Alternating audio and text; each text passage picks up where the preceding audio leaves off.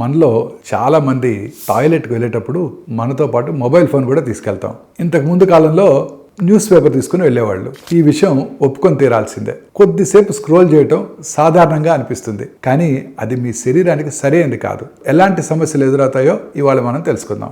ఎక్కువ సమయం టాయిలెట్లో కూర్చుంటే రెక్టం అంటే మలద్వారం చుట్టూ ఉన్న రక్తనాళాల్లో రక్తం చేరుతుంది. ఇది ఒత్తిడిని పెంచి నాళాలు వాచిపోయి పైల్స్కు దారితీస్తాయి. కొన్ని నొప్పిగా దురదగా ఉంటాయి. కొన్నిసార్లు రక్తం కూడా కారవచ్చు.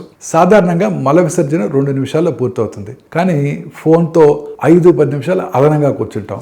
ఈ అదనపు సమయం పైల్స్ రావడానికి లేదా తీవ్రం అవడానికి కారణం అవుతుంది. తక్కువ పీచు పదార్థం ఉన్న ఆహారం, నీరు తక్కువగా తాగటం, వ్యాయామం లేకపోవటం ఈ సమస్యను మరింత పెంచుతాయి. ఫైనల్గా సందేశం ఏంటంటే, మల విసర్జన త్వరగా పూర్తి చేయండి, ఎక్కువ నీరు తాగండి, పీచు పదార్థం ఎక్కువగా ఉన్న ఆహారం తినండి, చురుకుగా ఉండండి. ఇవి మీ జీర్ణ సమస్యలు లేకుండా సాఫీగా పనిచేసేలా చేస్తాయి.